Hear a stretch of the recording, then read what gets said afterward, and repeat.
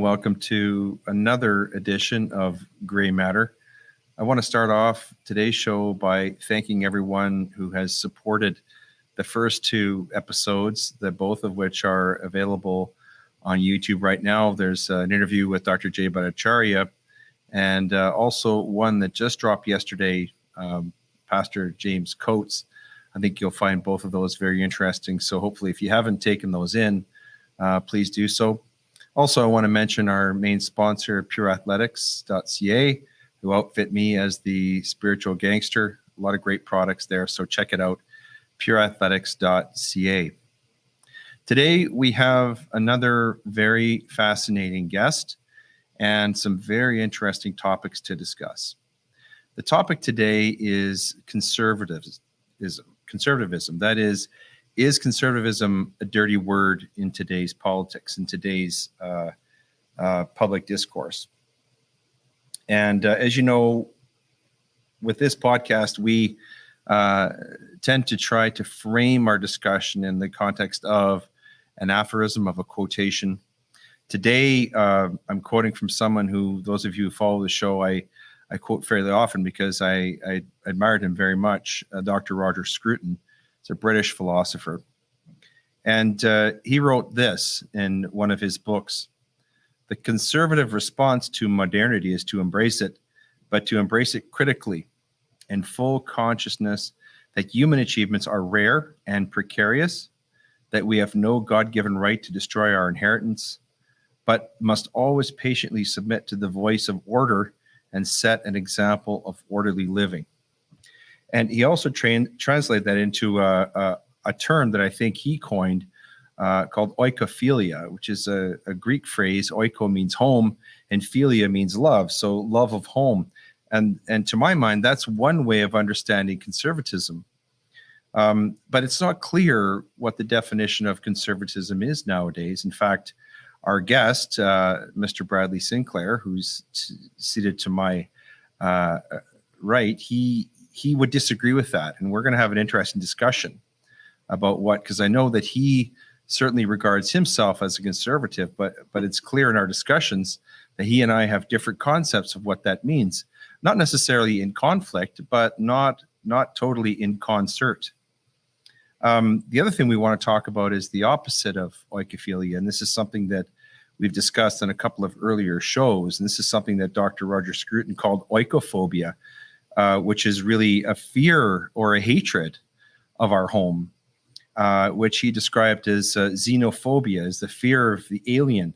Oikophobia is fear of the familiar, the disposition in any conflict to side with them against us, and the felt need to denigrate the customs, culture, and institutions that are identifiably ours. And really, we can see that happening very much in the West, especially here in Canada and the United States. And this is translated into, for example, things like diversity, inclusion, equity, and critical race theory. So Brad is here because he is a lawyer, an historian, and a libertarian thinker.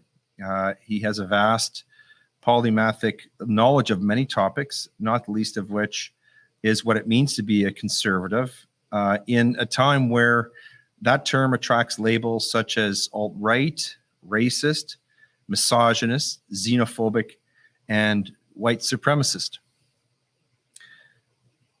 So let's start by meeting our guest.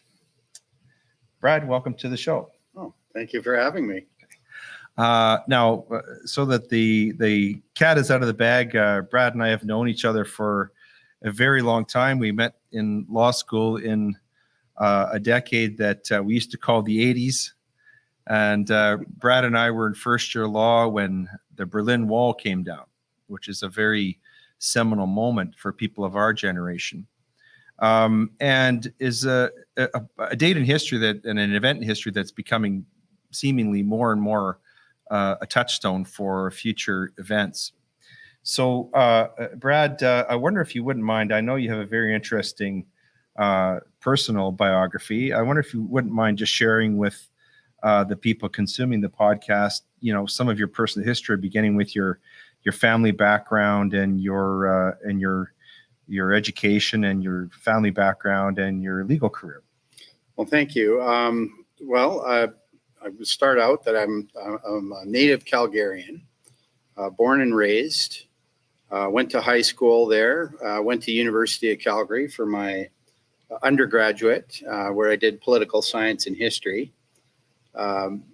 After high school, I got the travel bug, after university, I got the travel bug. So I worked a couple of years, went to Europe for 8 months. Probably didn't have that different of an experience than a lot of kids my age, but going to Europe, so much history. I was everywhere from the Orkney Islands to the pyramids of Egypt and Abu Simbel at the bottom of old Egypt.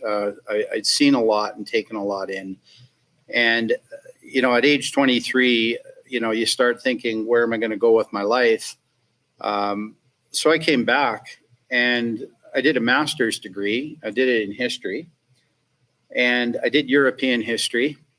That was one of the areas that always fascinated me, and mostly modern Europe. 20th century is what I focused on. And, during that 2-year master's program, I did a master's thesis on essentially the outcome of the end of World War I, the Treaty of Versailles, the imposition of that treaty on Germany by the victors, and how that was dealt with during the 1920s in the Weimar Republic. At the time I did the master's thesis, it was pretty topical because we were still in the 1980s, as Leighton, as you said, before the Berlin Wall fell. We were still in the Cold War. The Soviet Union on one side, we're on the other. And a lot of history, really was debated about what happened between, during the First and Second World War, how things ended up the way they were. So I felt that was an important topic, and I did my master's thesis on that. And that was 2 years. That was a great time. But again, life is still calling.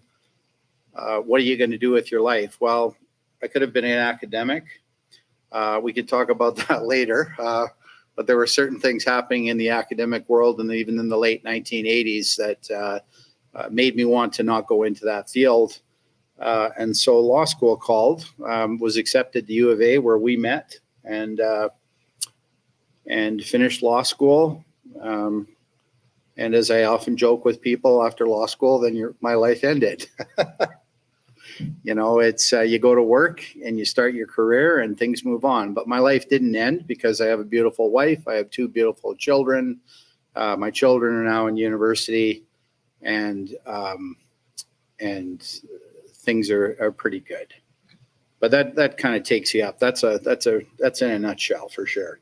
Well, I want to come back to talking a little bit about your time at the University of Calgary and your undergraduate studies and also your master's thesis. I understand that in studying the Weimar Republic, for example, you spend a lot of time studying the undercurrents and the sort of the pretext for the rise of the Nazis and the Nazi Party.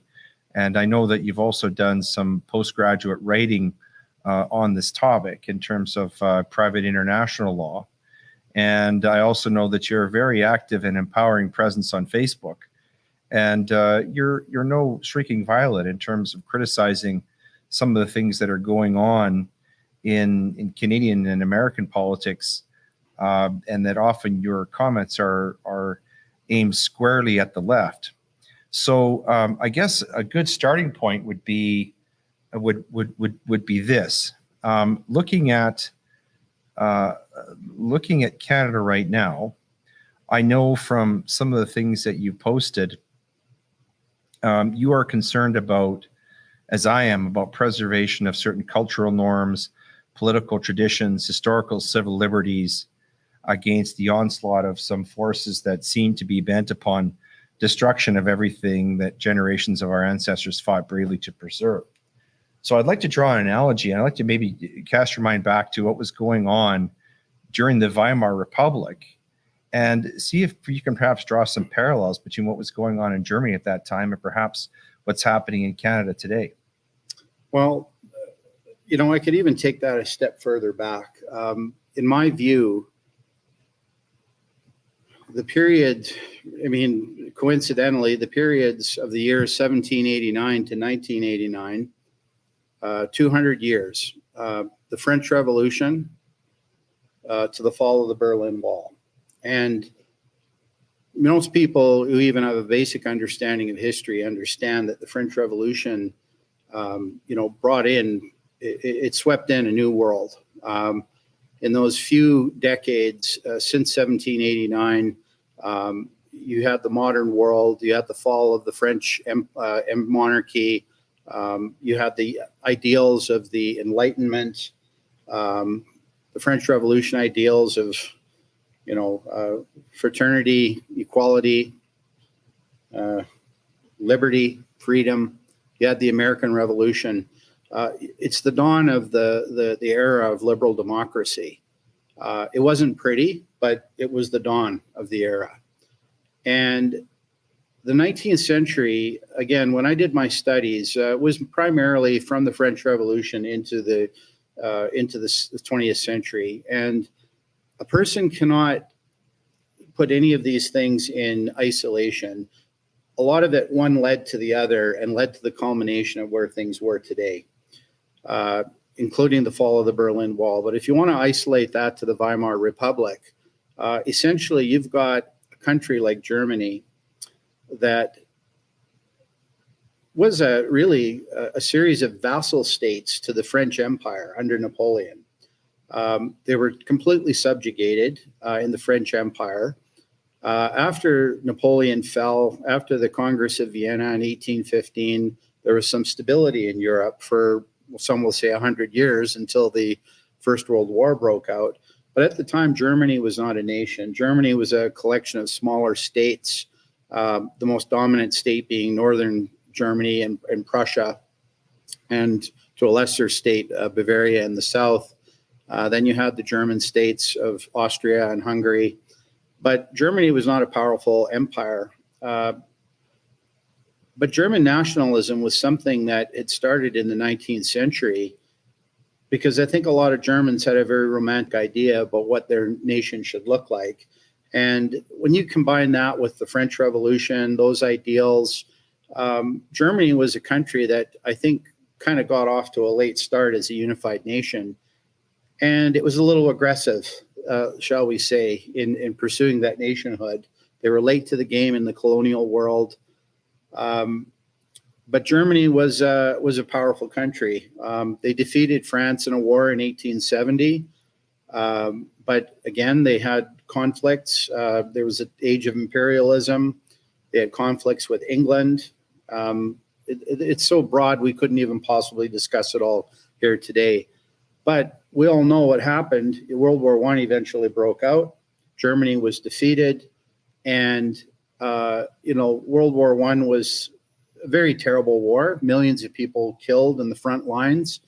And the French essentially didn't want that to happen again. And the only way they could see that happening was to reduce Germany to a state where they could never come back. So on the one hand, you have the French wanting to impose severe penalties on the Germans, blame them for the war in World War I. The Germans not wanting to accept responsibility for the war because it was a collective series of blunders that probably led to the war. So rightly or wrongly, blaming Germany or not wasn't really the solution. But in all of that, the German Empire fell, and you had the Weimar Republic. So the Weimar Republic really came out of luck, because after the First World War, Germany could have easily slipped into communism like Russia did, but they went for the Republic, and the Republic, it kind of took hold. But during that time, the 1920s, it was a very, very hard time, because you had the repercussions of the First World War. You had a few very skilled politicians who navigated through that time. Hyperinflation, the German mark was worthless. They had the French occupying the Rhineland. There was a lot of stuff going on, but the overriding theme was that nobody wanted a repeat of the war after what they just went through.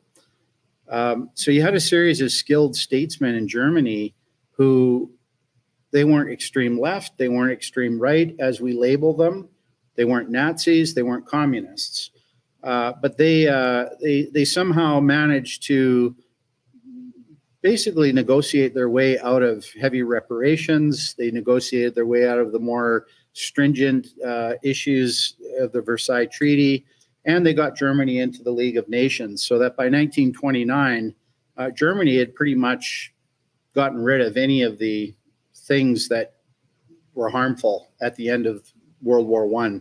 But we all know what happened in 1929. The stock market crashed. There was a financial crisis. Unemployment returned. The Depression returned.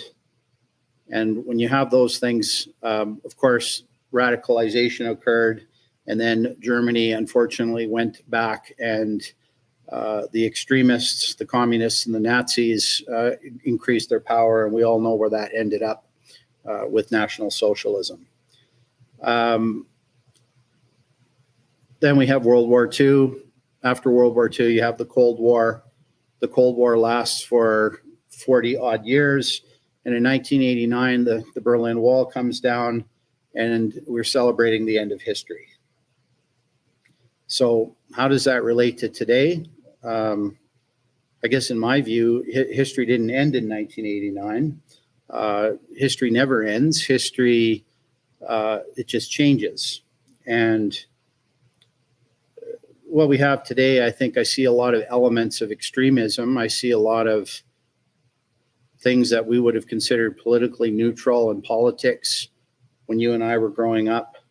That middle ground seems to have collapsed. We have a lot of extreme viewpoints these days, no common ground. And as a result, I think we are, a little bit in danger of having, our society go to places that I don't think that we all want to go. So you mentioned going back to the French Revolution, and that's a fascinating parallel because in large degree, and correct me if your understanding of this is different, but part of what was occurring in the French Revolution was a fundamental rejection of what France had stood for before. In other words, the people who were leading the French Revolution, someone like a Robespierre, for example, would have wanted to erase and wash away the past. And that led to, of course, we know mass killings, in reaction to that, of course, someone like Edmund Burke wrote extensively in England about the dangers of that kind of thinking, and that seemed to lead to an attitude in England, and it seemed to strengthen galvanize conservatism in England. In other words, the English, or at least Burke said that the English should try to preserve their customs and their traditions, rather than go down this road of nihilism and destruction. And framing that in terms of this oikophilia versus oikophobia, and coming back to Canada, doesn't it seem to you right now, at least in Canada in recent decades, governments, universities, schools, the mass media, and other Canadian institutions have gradually eroded some time-honored Canadian customs, so that, for example, our children are being taught to hate our country. People are being convinced, most Canadians are being convinced that our beloved nation is a product of a profoundly heinous acts of injustice. What's the agenda behind this seemingly overwhelming desire to forsake our customs, to forsake traditional Canadian values, and sort of wipe away and even apologize for the past? What do you think is driving this? Where is this ideology coming from? Well, I mean, in my view, it's what I call, a lot of people may call it the left, whatever you want to call it. To me, it's about power. It's about different groups. When they seize power, they want to wipe away the old system. and establish their new roles, their new, blueprint of how they want society to be. If you circle this back to the French Revolution, I mean, the French Revolution fundamentally broke out because there was a food crisis in France. The French government was bankrupt, and you had a situation where you had a lot of desperate people. And a lot of desperate people also with a lot of intellectuals in French society who were calling for these universal freedoms, these things that were developed during the Enlightenment. Well, they were the opposite of what the monarchy stood for. And it happened very quickly before people knew what they were doing. The monarchy's gone. You have a new system. But very quickly, that system got radicalized. So you mentioned Maximilien Robespierre. Well, this is a man who was a lawyer. He was a lawyer during the French, monarchy. He wasn't a fan of the monarchy, but when the French Revolution took hold, they had this period called the Terror, and they were guillotining people by the hundreds. It took off, and the whole society of France was to replace the monarchy, but they didn't know what they were replacing it with. So all they had was an extreme system, which ended up in the end being a totalitarian system anyway. You had governments, nobody had any rights, nobody had any freedoms. And ironically, within 10 years of the French Revolution, Napoleon Bonaparte was crowned Emperor of France. And after 1815, the Bourbon dynasty was restored. So a lot of good it did to have that revolution replaced by essentially government-run terrorism.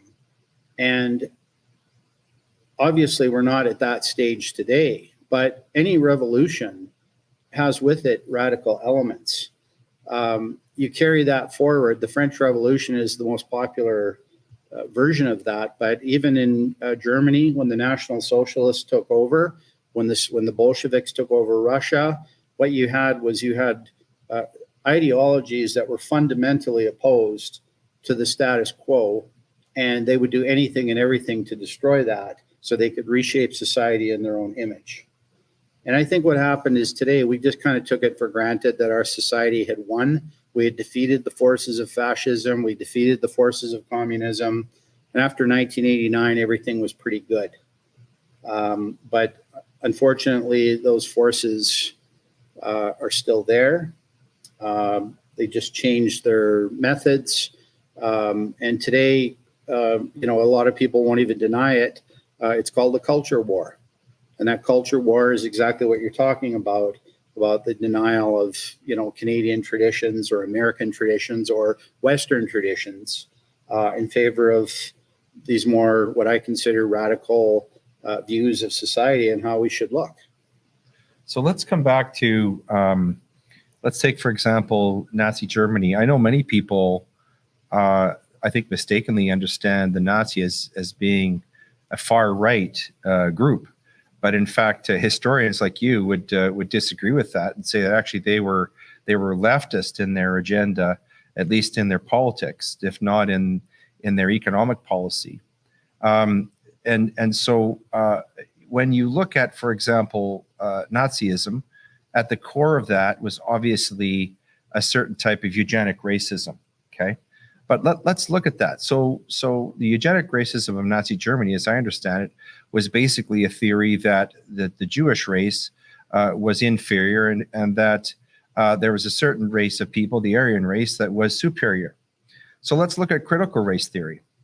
Critical race theory says that fundamentally every class issue, every economic issue, every political issue is reducible to some concept of racial discrimination. But with critical race theory, what it does is it lays, instead of laying the blame, as it were, for all these problems at the feet of an inferior race, what it does is it blames it brands every single person who falls into a particular racial category, that being white people, as being responsible for all the social, economic, and cultural harms that are going on in society. Are we good so far? Yeah. Okay. So what I'd like you to do is to talk about this. I mean, really, when we're talking about this, aren't we talking about really two sides of the same coin? I mean, is there much difference between what the Nazis were saying and what critical race theorists are saying? Well, fundamentally, there probably isn't. One point I will address is, again, people saying that, for example, fascism is a right-wing phenomenon. It is true that, you know, in the 1920s and 30s, part of the secret for the National Socialists to take over Germany was they did use a coalition of conservative members of parliament to vote with them to pass enabling acts, to pass emergency powers, to basically take over society. That sounds hauntingly familiar. It is. But you got to remember at the time that there was also the specter of communism. And in the 1920s, there were a lot of people in Europe very afraid of communism. Some people embraced it.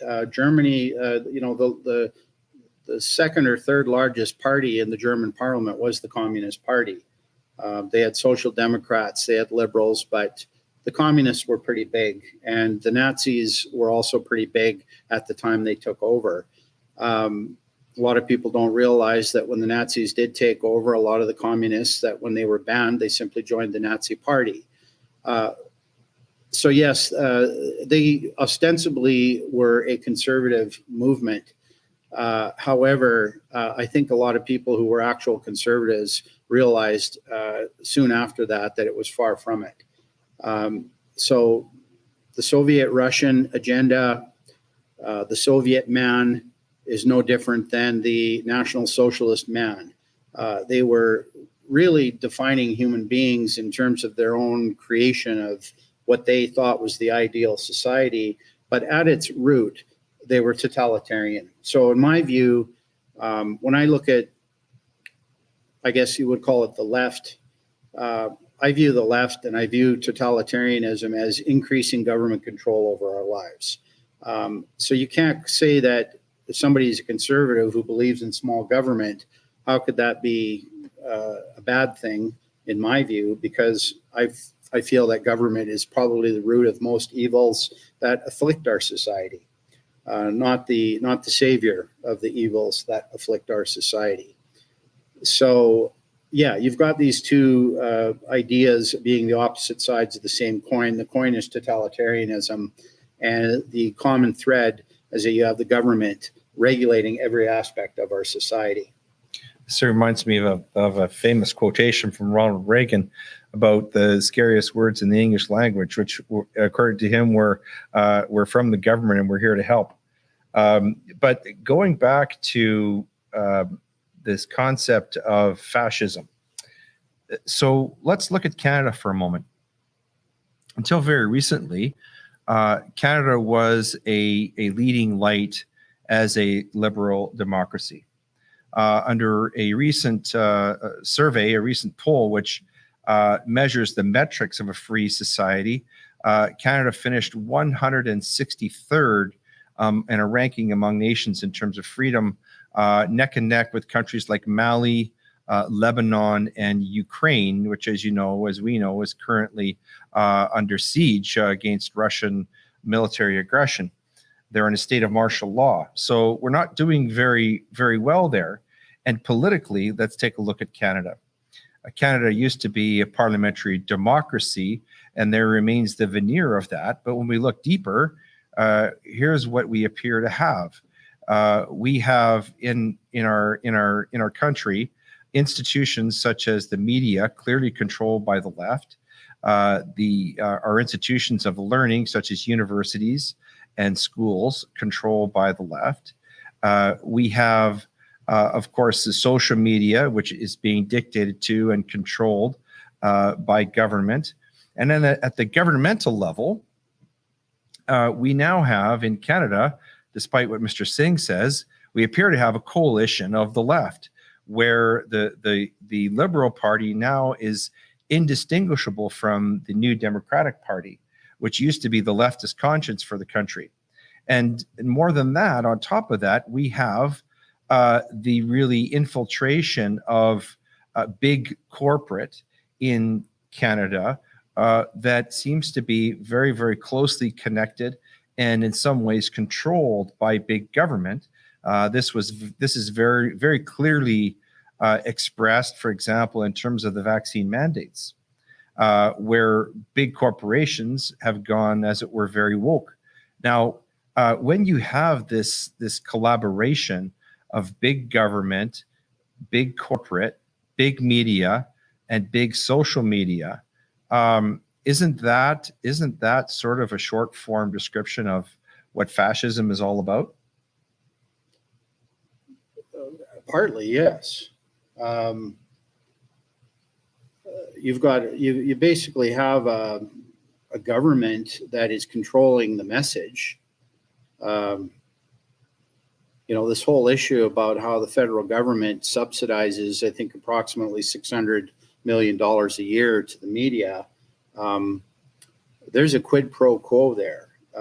They're giving them money, and there's an expectation of favorable coverage. And that doesn't even include how many hundred billions or hundreds of millions or $1 billion that gets paid to the CBC to spread the message that the government wants. But if the government, when you take back before the current government was in place, the media were fairly hostile to the government because the government was a conservative government. So it isn't just the government. I believe that there are elements of this, as I say, this thing we call the culture war, or at least that's what they call it, the culture war. It's there, and unfortunately, it's pretty much game over in the media, in academia, in the bureaucracy, the civil service, and we're now seeing that with government. But the one element that's also missing on that is what I consider probably the one thing that makes the tipping point, and that is government regulation and taxation. We're getting to a point where that tipping point is getting very close, and it's nice to say we're going to tax the rich because you poor people are really taking it on the chin. Well, the only people really taking it on the chin when gas is $1.65 a liter in Alberta and over $2 a liter in Vancouver, it's not the rich that are taking that on the chin. It's the poor people.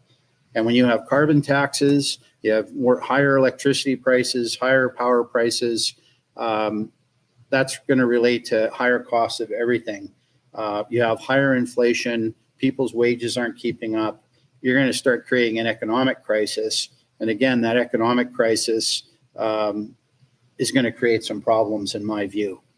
But it's because I believe we have an irresponsible government that only cares about virtue signaling and they say things that they think people like to hear, but fundamentally it's a problem. But to your basics, we don't really have what I consider a functioning democracy in this country right now. Or if we do, there's certainly a lot of people that support the government agenda, but I'm at a loss of words to see how that's sustainable. So let's talk about this culture war.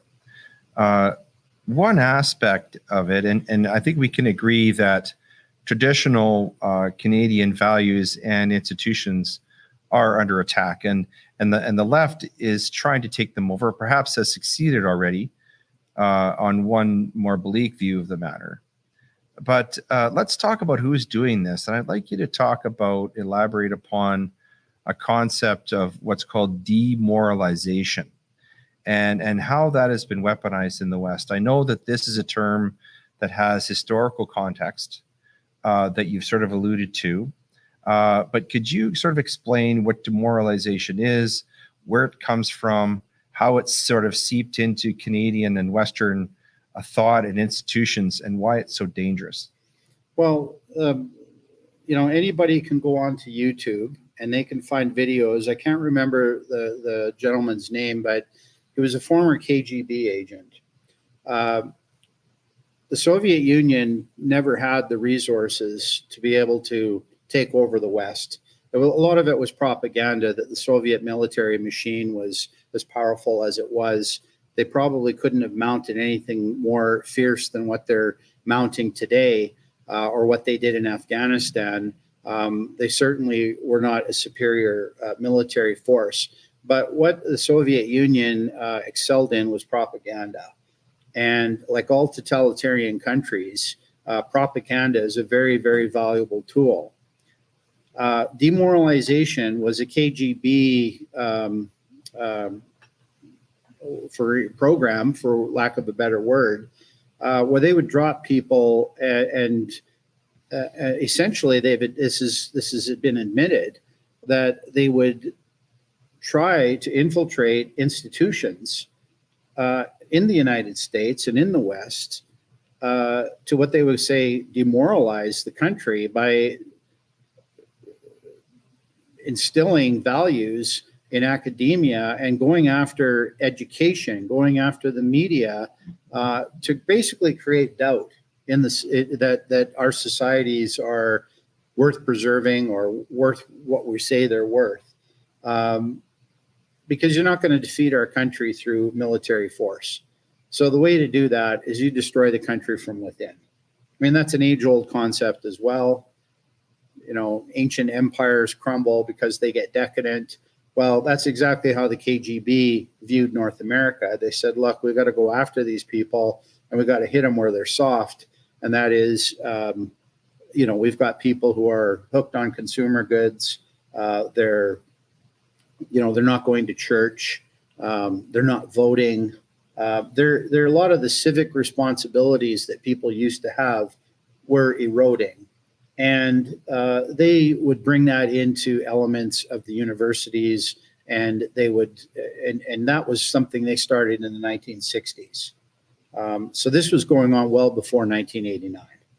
So this demoralization concept really ties in quite nicely with what Dr. Scruton was talking about when he talked about oikophobia, where you use this demoralization tactic in order to convince people in the West that, in fact, the way that they're living is wrong, it's morally decadent, evil, racist, misogynist, and so on, and that develops into oikophobia, not only a hatred, but a fear of your own home, as opposed to the traditional sense of loving home, of oikophilia, which is so closely tied to conservatism. So my next question is, okay, we hear a lot about in the United States about Russia.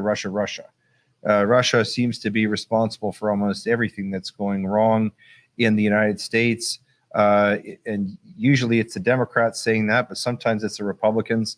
Who else is doing this? What about China? We hear stories about how China has control of TikTok and is weaponizing and infiltrating TikTok and putting, for example, pornography on there for young kids to look at. So who is involved in this demoralization of the West? Well, I mean, I guess you have to follow the money. You know, it's a complicated issue. You can't just say, well, it's black and white, but, you know, following the money is a good way to do that. Who profits off of these things? I'm always a great believer that there are certain economic rules that you can't refute, and you know the desire to make money is universal. It doesn't matter what country you live in.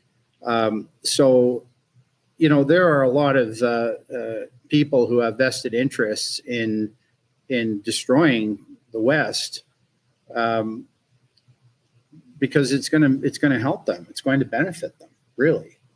You know, you take the example, I'll just talk about the Green Revolution, the Green Movement. You know, we talk about this idea that somehow taxing carbon dioxide is going to save the planet.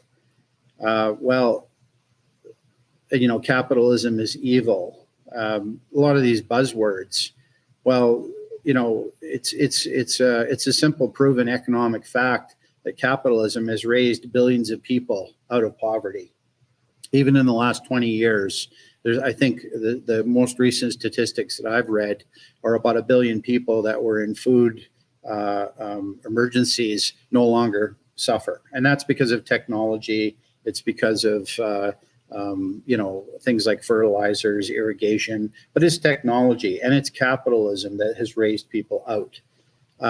Capitalism has made our world a cleaner world. When we had, when I was a kid, we used to have smog. We don't have smog anymore. They've cleaned up cars. Cars have better gas mileage. There's so many things about the world that is cleaner today because of technology. Oil and gas is a cleaner industry than it's ever been. But you want to define clean because the green movement defines that as placing a tax on carbon dioxide. Well, what gets done with that money? Well, I don't know. I don't think it's making energy any cheaper. We're having, again, problems with the grid. If everybody switched to an electric car, we're going to power those cars. There's not enough wind and solar to power what we have right now, let alone everybody plugging in their electric car. So, you got to follow the money on these things. There's a very good program. You can get this on YouTube. It's called The Planet of the Humans. That really exposes the green movement. That's the Michael Moore film, right? Yeah, it was produced by Michael Moore. And I think contributors of some former members of Greenpeace. That's just one good example right there. You want to talk about China? Well, obviously China has an interest in growing its market share of the world economy. So what better way to do that than to undermine what's going on in North America or in Europe? So to me, that's just, it fundamentally is an economic power play. But I consider that a little bit different than what's going on with this culture war of destroying the values that we used to take for granted, but you can no longer take for granted. Let's talk. I want to dip a little bit more into this culture war, and then I want to come around to a discussion where I think you and I are going to lock heads a little bit about what it means to be a conservative. We have different ideas about that. And I think it's important to flesh these out because I dare say that many of the people are going to be on one side or the other, or in fact somewhere in between, which is another way of saying maybe it's a gray matter, pardon the pun. So here, let's talk about what I call, and what people like myself and Dr. Jordan Peterson call DIE, diversity, inclusion, equity. These are buzzwords, but they really are. It's an acronym that it really is a statement of what has become a new religion. Christianity used to be the dominant religion in the West, and our political structures, our legal structures are built upon the supremacy of God and of the rule of law. But as part of this demoralization, what I'm seeing, and I want to hear you comment on this, as part of demoralization, we've been sort of deluded into signing on to this new religion, this cult of diversity, inclusion, and equity. So let's talk about diversity first of all. And what's interesting about each of these concepts is that each of them individually, when you take them on their face, they sound pretty innocuous, in fact, somewhat seductive. So let's take diversity. As I hear diversity, most people, I think, would agree that the idea of diversity, that is of being a welcoming culture, is a traditional Western conservative value. But within the ideology of diversity, inclusion, equity, that's not what diversity means, is it? What does diversity mean within that ideology to you? Well, again, you're correct. I mean, diversity used to mean anybody from any country, regardless of their religion, their creed, their race, their national origin, anybody could come to this country and be a Canadian. So we were a diverse nation of people, of immigrants from other countries who all chose to become Canadians, but people of diverse backgrounds. And but diverse ideas, right? But that no longer means that. Right. No. So today it's the, what do they call it? Intersectionality, which is a Marxist concept that Jordan Peterson talks about this a lot, that you're defining people by their differences, by their diversities. And there's a pecking order of diversities, and that pecking order depends on your gender. It depends on your race. It depends on your religion. And unfortunately, there is a lot of evidence to say that the lowest person on that pecking that pole of diversity are the straight white male Christians, and then you go up from there. But I guess you would also put conservatives, because there are, black, female, gay conservatives who are hated by the left. So in the end, you can have diverse things, but in the end, you still have to adhere to that. Because if you're a conservative, you don't fit in, right? But that's essentially what they're doing. But that's classic Marxism. And it's also classic National Socialism, because again, there wasn't very little subtle differences between Marxism, which is all based on class struggle. National Socialism was based on race struggle, okay? When you pit people against each other, it's a recipe for disaster. When we talk about, so when we're talking about diversity, we're really not talking about diversity of thought or ideas either, are we? No, but again, that's the idea is that, the Constitution of the People's Republic of China and the Constitution of the Soviet Union, they read like the United Nations. It was a Declaration of Human Rights. Yes, everybody is equal under the law, but in practice, there was no equality, okay? It was an us and them type of mentality, and this is what happens. You've got these things on the surface. It's very Orwellian. Anybody, you could read George Orwell's 1984 in 2 days. It's a short book, but it really is like a little, it's meant to be a warning, not a guidebook, but a lot of people use that as a guidebook today. But there's a lot of that. War is peace, freedom is slavery, ignorance is truth. These things have opposite Diversity meaning. is strength. Yeah. Right. And talking about equality, and here getting back to sort of tying this back to traditional, let's call them traditional Canadian values, in fact, that are enshrined in our Constitution. The concept of the rule of law is specifically stated right in the Canadian Charter of Rights and Freedoms and the preamble to it. And it dates all the way back to the Magna Carta of 1215. This idea that each of us is equal under the law. But this contrasts very sharply with the concept of equity. And I've noticed that people on the left tend to use equity as a replacement or a euphemism for equality. But in fact, they're quite at odds, aren't they? Because the concept of equity means something very different. Could you explain about that? Yeah, well, I mean, all you have to do is go back to Martin Luther King Jr. Black Americans obviously had a very hard time. Up until the 1960s, there were some parts of the United States where a black person couldn't even vote.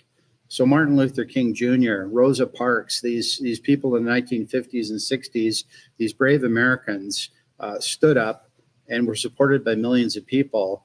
They didn't want equity. They wanted equality. They wanted, as to paraphrase Dr. King, to have a world where you're judged by the content of your character and not by the color of your skin. Today, equity doesn't mean that. Equity, it means you are judged by the color of your skin. In fact, equity is where lately we've had this problem where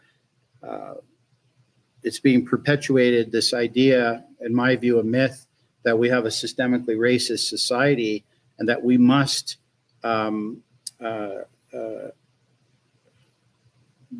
cater to the idea that a person's race, you need special treatment because of the color of your skin or because of your ethnic background. And I don't know that we're systemically racist. I've not seen any evidence of that. We have racist people in our society, and we always will have racist people. But if you want to talk about systemic racism, I don't know the last time anybody was, denied a seat on the bus or denied the right to vote because of the color of their skin. that world is gone. So what's happening today, again, to me it's a bit dangerous and could be potentially this could backfire. Well, and I think it already has. In fact, one very topical example is right now in the United States, there's a Black woman, who has been who's been nominated by the Democratic Party, by President Biden, to be the first Black woman member of the American Supreme Court. And to me, this is a typical example of how equity works, where instead of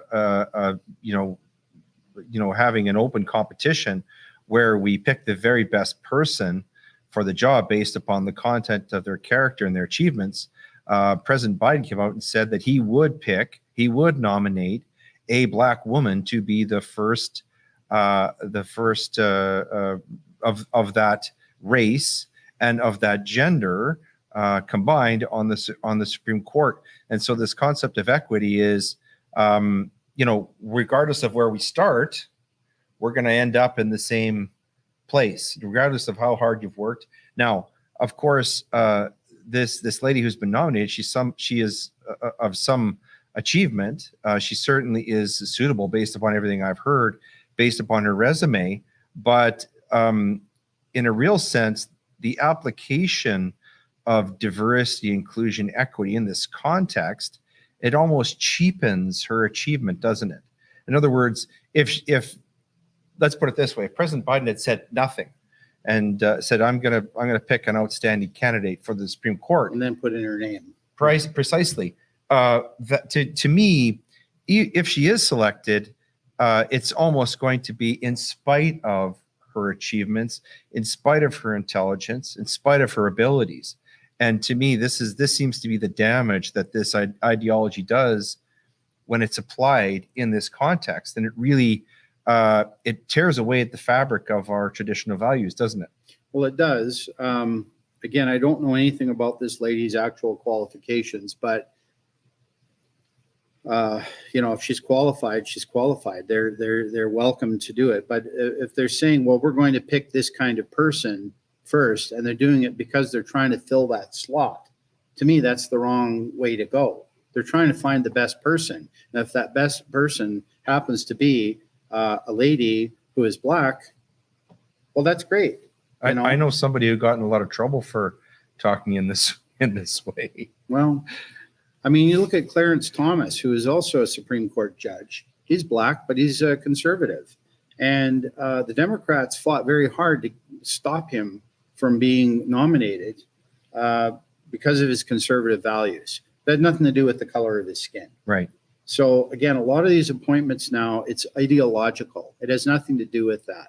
But they're picking this idea of equity. When I think about equity, though, I think more about, again, when I've done a lot of listening of Jordan Peterson. And again, he's picked up on this many times, and many people have. When I think about equity, I think the idea is that it's not equality of opportunity, it's equality of outcome. And to me, equity would mean you have an equal opportunity. It used to be very big catchword, we're an equal opportunity employer. That's code word for we don't discriminate against you because of your color of your skin or because of your gender. Equal opportunity employer. But now if somebody says we are an equitable employer, they're actually saying we will discriminate against you because of the color of your skin and your gender, because we are seeking out these people. So the whole idea has been turned on its head. And again, I find it very Orwellian how that's happened because language is the way we think and how we communicate. So you change the meaning of words, you change people's views. But to me, equity should be the equal opportunity. You're finding the best people for the job. And if the best person is gay or Black or Asian or white, it doesn't really matter because they are the best person for the job. Most conservatives would certainly agree with that, but that view is becoming anathema. Talking about this inclusion concept, you mentioned Dr. Peterson. He recently resigned from his tenure as a professor at the University of Toronto, precisely because he said that he could not, in good conscience, take on graduate students who were white and who, let's say, had conservative views in a context where they had no chance whatsoever of getting a tenured position.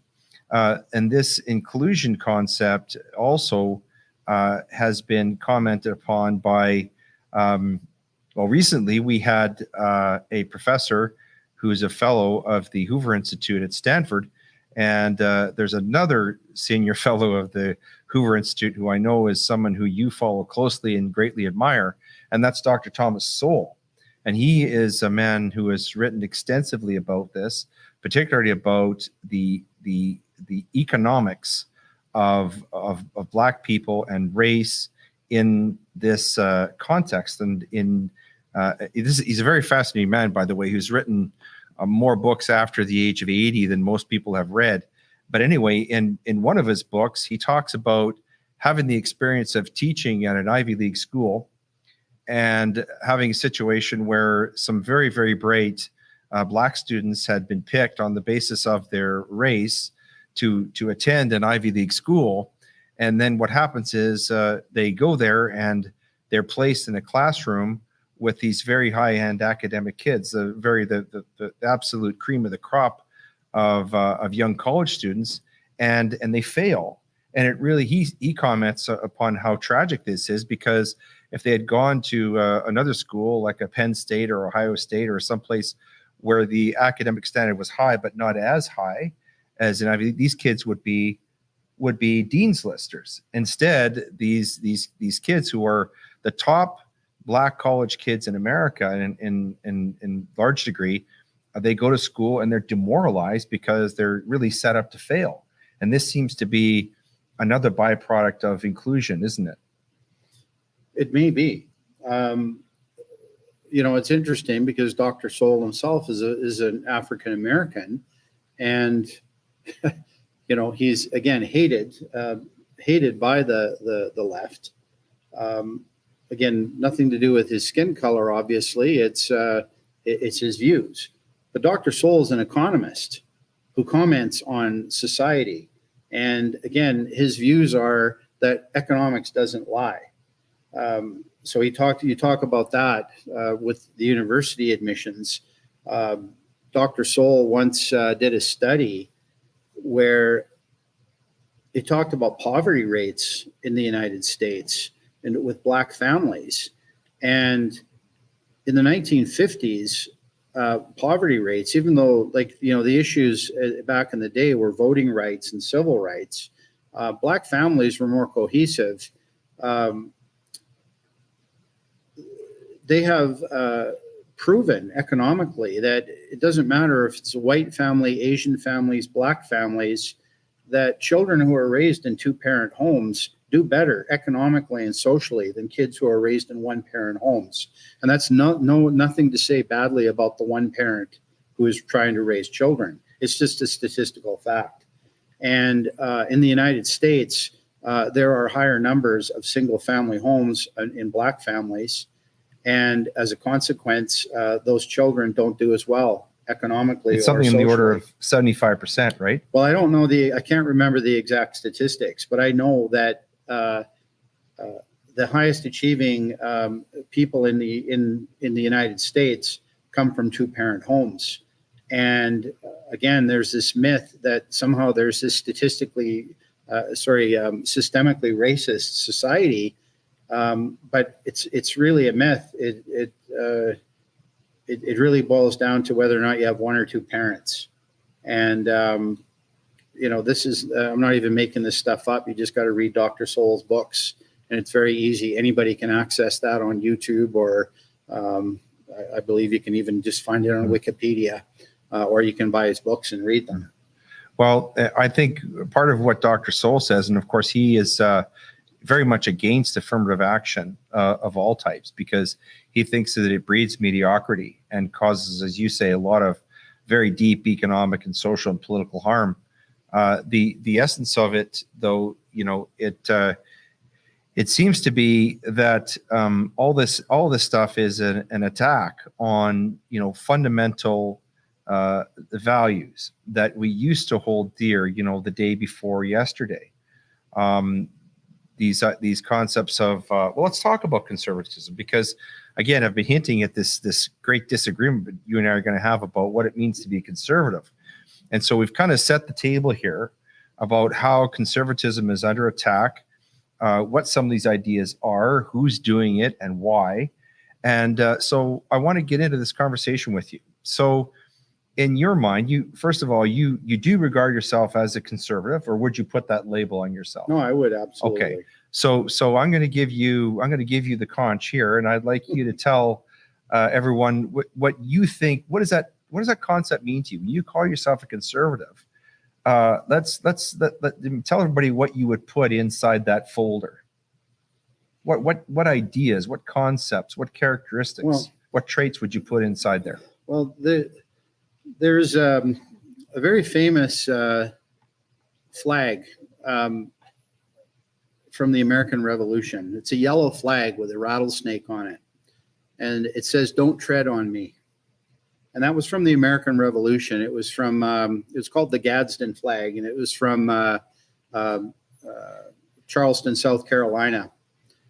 And a lot of people consider the Gadsden flag to be a alt-right symbol of white supremacy, when in fact it was a Revolutionary War flag against the British Empire during the days of the American Revolution.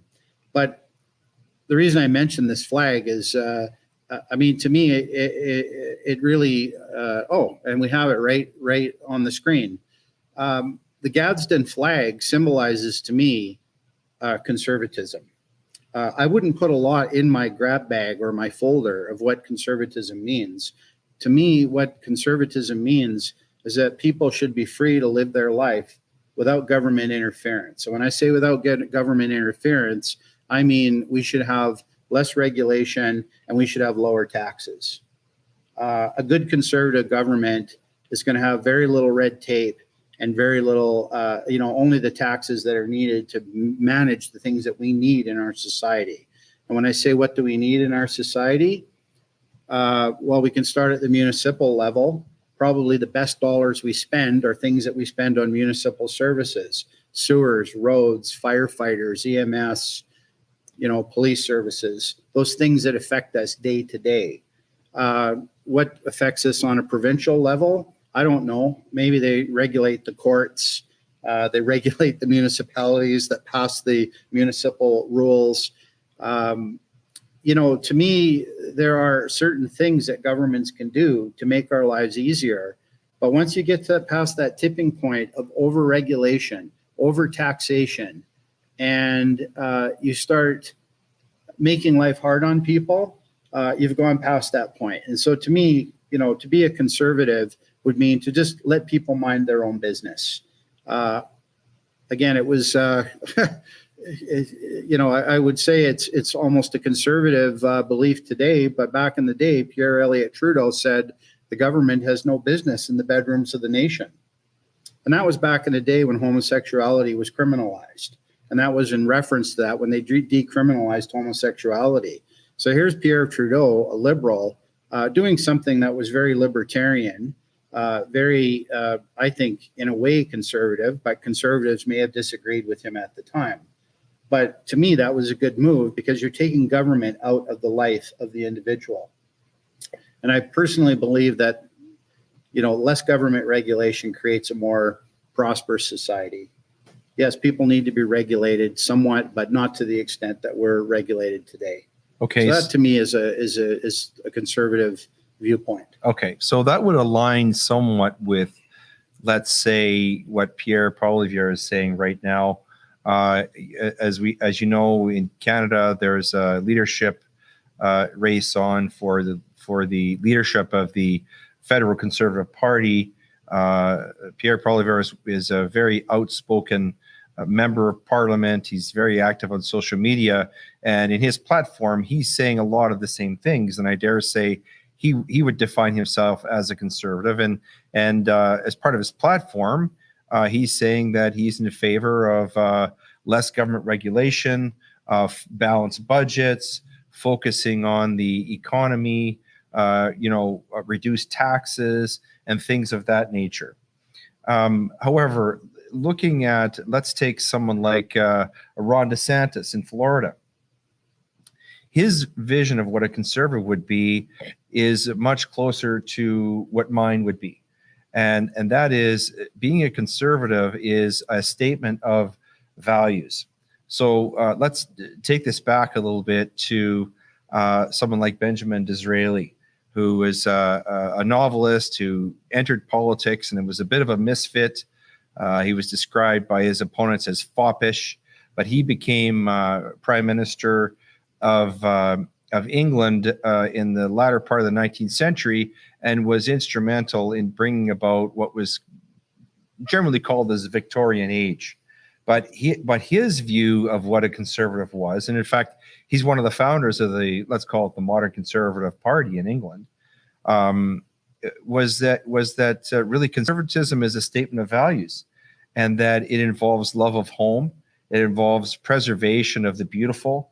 It would involve, certainly, it would encompass something like certainly a sense of Christianity, of family, of Judeo-Christian morality and values, really preservation of cherished institutions, love of home, love of country, love of flag, really of all of the cultural pieces of our society, of Western culture, that are worth preserving as an expression of what is beautiful. And that's really, when soldiers go into war to fight, that's really what they're fighting for. Soldiers are not, he would have said, no soldier is going to go into war to fight for lower taxes. And so when a soldier goes into war and says, I'm fighting for freedom, what he's really saying, is what's in his heart, is this vision of what all the things that are beautiful, that are worth preserving, that are the inheritance of our forebears. So that's sort of a deeper expression of what a conservative is, and this is more aligned with what someone like Ron DeSantis is. And I want you to comment on this, because this is where you and I think are going to collide a little bit. Ron DeSantis, I would say, has more of a Benjamin Disraeli vision of what a conservative is, and so what he's doing is he's using the pulpit, that is the power that he's been given by the electorate, to pass laws that preserve the things that are beautiful. So, for example, there's a controversial "Don't Say Gay" bill, even though that word isn't in the bill. But what it would do is it would restrict, it would prohibit the teaching of radical gender ideology in public schools to children who are under grade 3 and under. Ron DeSantis has also passed a very controversial bill prohibiting abortion. And of course, abortion would fit, or pro-life would be another traditionally conservative value.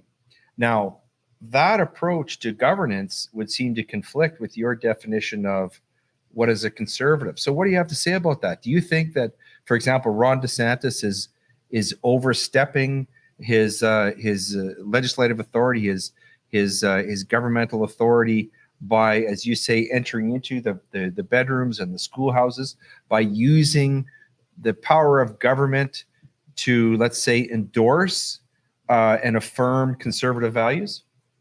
Well, I think it depends on the context. Now, when it comes to schools, I think you and I could probably both agree that, and I would say probably most of your listeners would agree that teaching children who are prepubescent, giving them sex education, is probably not helpful. This is not the right time, but I'm not a sociologist. I'm not going to be able to comment on that. But why is it necessary? When we were children, I don't think any of that stuff was discussed until we were maybe grade 8. They separated the boys and the girls, and we had the talk, and we had the biology, and we got some of that stuff. There's no need for that prior to that. So I guess as a conservative, I'd say, why would we change? I'm a conservative in the sense that if it ain't broke, don't fix it, right? So when it comes to stuff like that, I don't know that you and I disagree very much, because I think it's very important that we have the right education curriculum, that you're teaching kids the right things, because I believe that the ideas that are opposed to conservatism are fomented by elements within the education system. We could go on a whole talk about that separate from what we're doing today. Right. But now you take another issue. Now, this is a very touchy subject, and that's the subject of abortion. My personal views are that I believe that an unborn child is a living human being. But at the same time, I'm very cognizant of the fact that for many years, women had no choice. And a lot of women who were pregnant were put in very untenable situations. And the law today was decided by the courts. And I'm willing to let the courts decide that, because that's that's probably the one hot button issue in our society today that that still has the ability to divide people extremely. I have my views, but I'm not willing to impose those views on somebody. What I believe the solution to that problem is education. We have the tools out there to prevent women from getting unwanted pregnancies.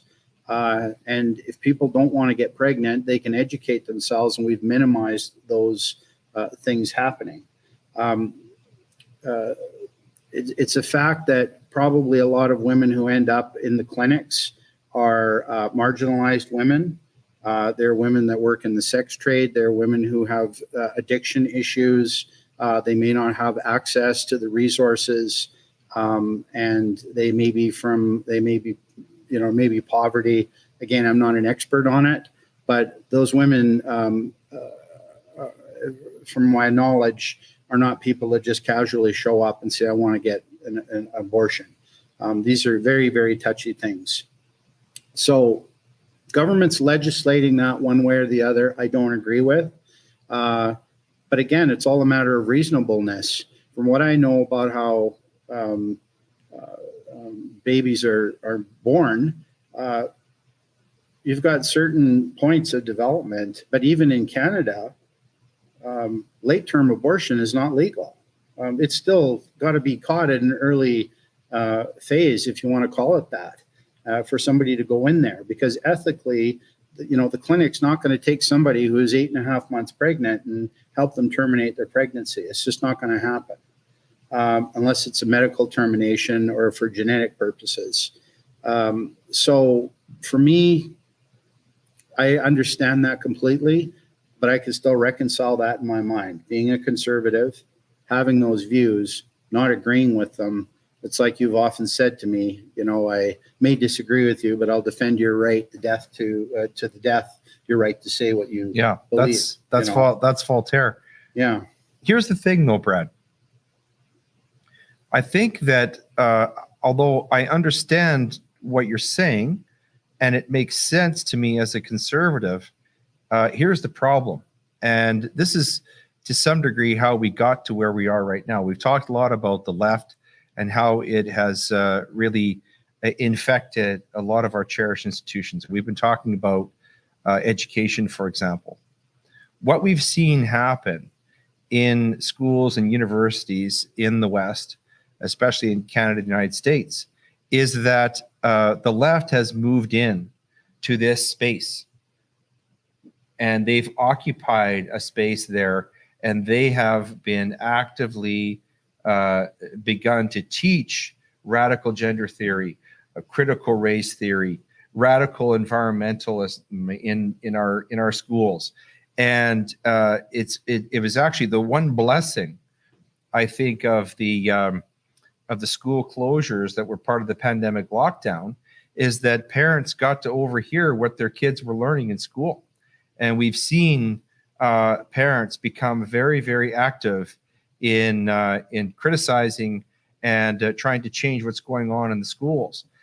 But the problem is if and this is sort of what, for example, I use the example of Ron DeSantis, but this is also happening in places like Texas now.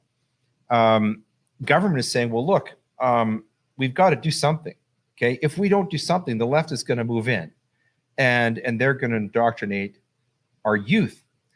So that's the example of schools. Well, let's talk about abortion. Planned Parenthood is one of the most heavily funded non-governmental organizations, both in the United States and Canada. They receive literally billions of dollars. The Canadian government, as I recall, not so long ago, in fact, in the middle of the pandemic, sent over $900 million overseas to fund abortions in Africa. Okay. As a conservative, isn't that troubling for you? I mean, our governments seem to be very willing to promote the leftist agenda when they're in power, when we have a leftist government, as we clearly do in Ottawa right now, and as they clearly do, they have in Washington right now. So doesn't it make sense then that if a conservative has power, let's say a Donald Trump has power, that he or she would use that power for quote unquote the good as they see it? Well, I understand where you're going with that, and I guess it depends on, what you define as the good. The trouble I have with government in principle is that no matter who controls the levers of power, people tend to be corrupted. And whether you have a well-intentioned leader at the outset, you could end up with a very ostensibly conservative government that could end up very corrupt, very crooked. And you could end up with a bad situation.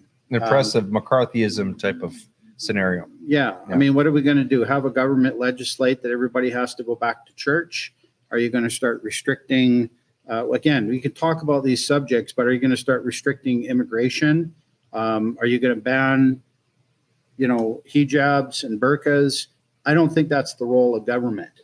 Okay. I just don't see that as productive. The problem is what you're talking about here, though, is the left is very good at using freedom to destroy freedom as we understand it. And so they talk about freedom, they talk about diversity, inclusion, they talk about equity. But at the end of the day, a totalitarian government, there is no diversity or inclusion or equity.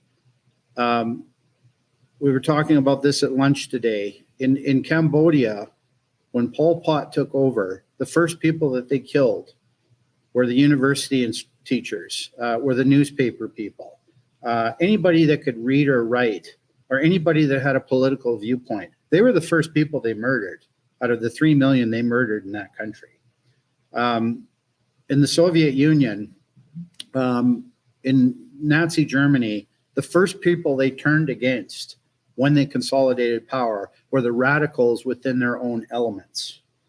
A lot of people don't realize this. In 1934, Hitler murdered some of the high-ranking brown shirts of the Nazi Party because they were the most radical elements of the Nazi Party. They wanted a social revolution. Well, Hitler had those people murdered to appease the industrialists and the military and the people that saw them as rivals. But I would think that the last thing that went through Ernst Röhm's mind when he was being shot was, how could this have possibly happened? Because he believed in these ideals. Wrongly, these people think that whatever their ideals is going to somehow make it that they're, that the society is going to be good. But in the end, it always goes back. And so my biggest fear about government is that you have a well-intentioned human being who takes over, and maybe he's good, but then the next person that comes along, he's not so good. So I always feel that government should be restricted. Because once you start legislating your own morality on people, it's a slippery slope. But I do understand the dangers. And this whole idea of the left, again, using freedom to destroy freedom, we call it what it is. It's cultural Marxism. And you get into this whole idea, well, how do they want to destroy our freedom? Well, at the end of the day, Marxism isn't this beautiful socialist world. It's a very brutal reality. What was there? There was a famous phrase by Vladimir Lenin. I know I'm going all over the place, but people have this idea of socialism, everything's going to be free, we're all going to be equal. Well, Vladimir Lenin had a very famous phrase that said, he who doesn't work doesn't eat. So, if you think the goodies that the government's going to give you are free, they're not free, because once they take over, there's going to be a price to pay. So, I feel like I've rambled on a bit, but the whole idea is that you really have to have a government that limits its own power and limits the ability of other people to regulate that. But I get what you're saying about having those fundamentals of how do you educate our children about history and our culture. I fully believe that we should be doing that. But again, I don't subscribe to the view that Western civilization or English civilization or Canadian history is a blood-drenched evil empire. There were bloody events. All of history is bloody, but you can't say the things that we've achieved today didn't have a cost. But compare that to the alternative. As Winston Churchill once said, democracy is the worst form of government, but it's better than everything else. Except for all the others, right? Except for all the others. So clearly you and I are not going to agree on all points of what is a conservative. If I were a leftist, what I would be doing right now is I would be sounding a lot like Justin Trudeau. I'd be saying that you have unacceptable views, that you are racist, that you are misogynist, that you're xenophobic, and on and on and on. However, because I am not a leftist, because I am a conservative, I'm going to attempt to persuade you to enter into a consensus opinion with me. And here's how I propose to do it. There's a wonderful book that's been written by a man named Ben Shapiro, who's a very well-known, some would say notorious, conservative pundit in the United States. He's a Harvard-trained lawyer. He's almost prolific as prolific an author as Thomas Sowell, and he wrote a book a couple of years ago called The Right Side of History. And the thesis of that book is that Western culture, conservatism, is the product of two main streams of, let's call them ideological thought. On the one hand, there's the Judeo-Christian morality that comes to us through the Bible and has been a thread all the way through Western history. On the other hand, we have the thread of Greco-Roman reason that comes to us through the ancient Greeks, Socrates, Plato, Euripides, Aristotle, that whole tradition, translated all the way through the early Christian fathers and the Enlightenment. So we have these two streams. And when you look at our political structures, our constitutional structures, and really the culture, if we can call it, of conservatism, it's a blend, it's a marriage of these two. And Shapiro believes that that is what has made the West different, and that is what has made the West great. And that really what we're doing right now is we're standing on the shoulders of these giants. And all of the freedom and the prosperity that we're enjoying in the West is the product of the expression of these ideas, putting these ideas into action. And part of the thesis of the book is that if we don't protect those two streams of thought, if we don't protect all the culture that's built up around that, we're in danger of losing it forever, losing the whole reservoir of Western culture. Would you agree with Ben Shapiro, at least to that extent, in terms of conservatism being a repository, a reservoir, or the product of these two great streams of thought? I absolutely would. And probably the best, I wouldn't disagree with him at all. The best example of that in our history, not in our lifetime, but in our parents' lifetime, was the Second World War. that was a fight for the survival of liberal democracy. World War I was a clash of empires, a clash of dying empires that collapsed the old world order, finally.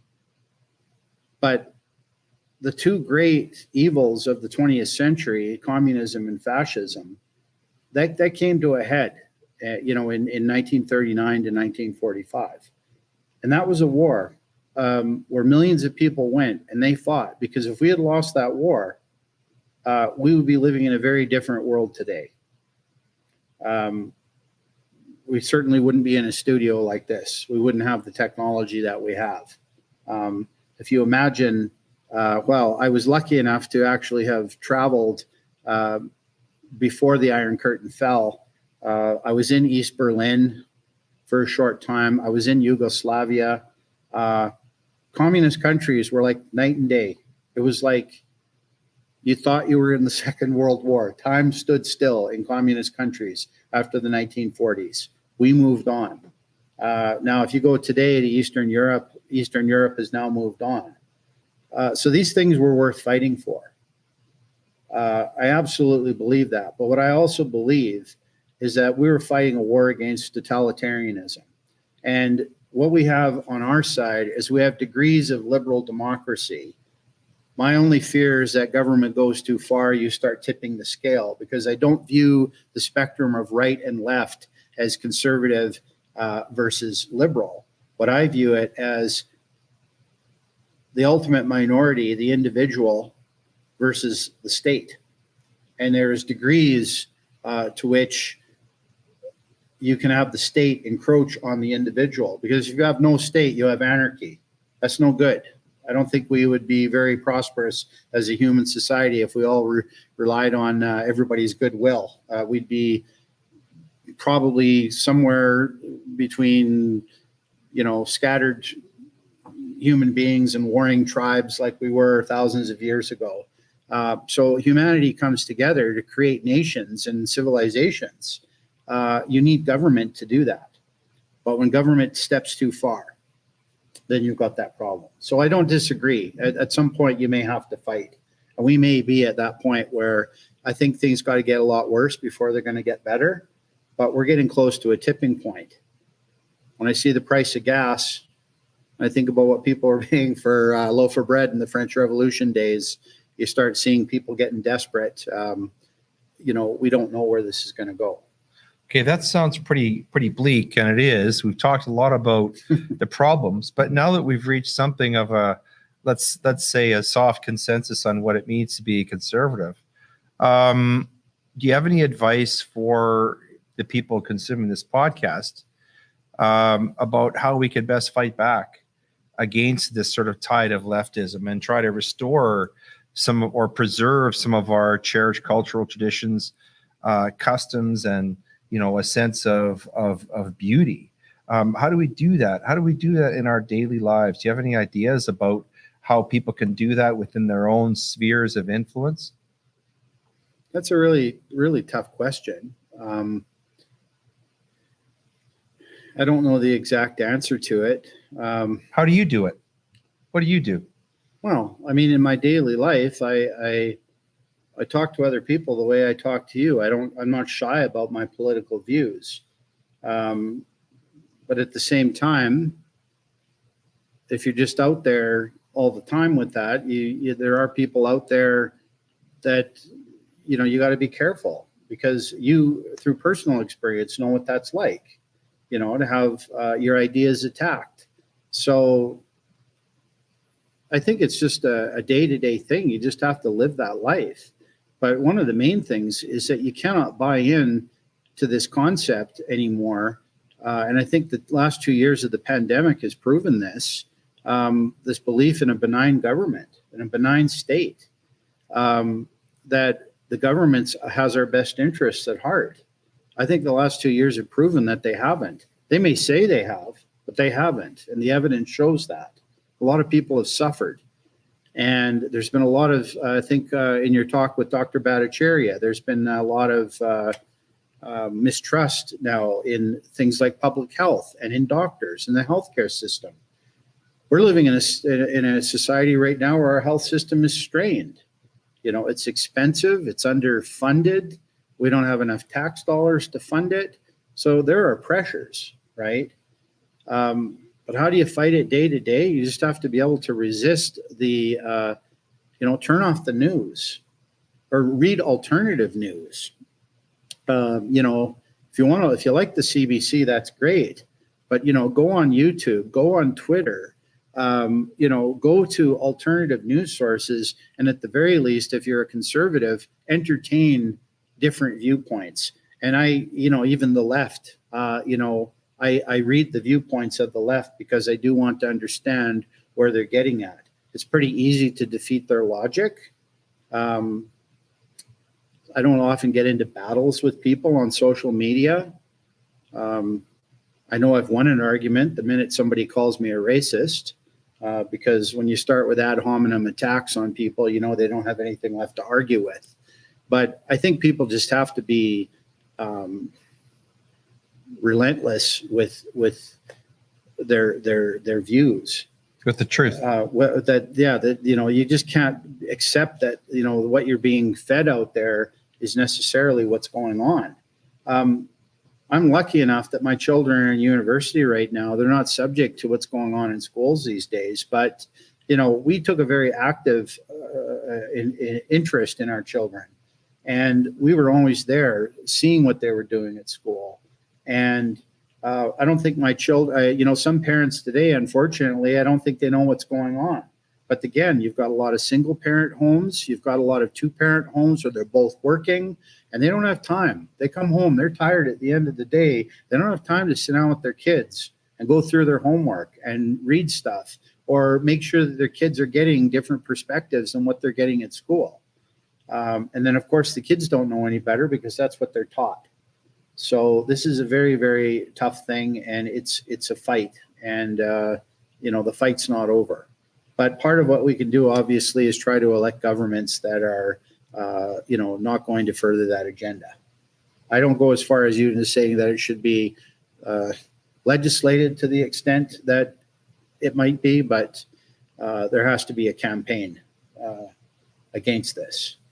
But it's a tough. We're not. This is far from over.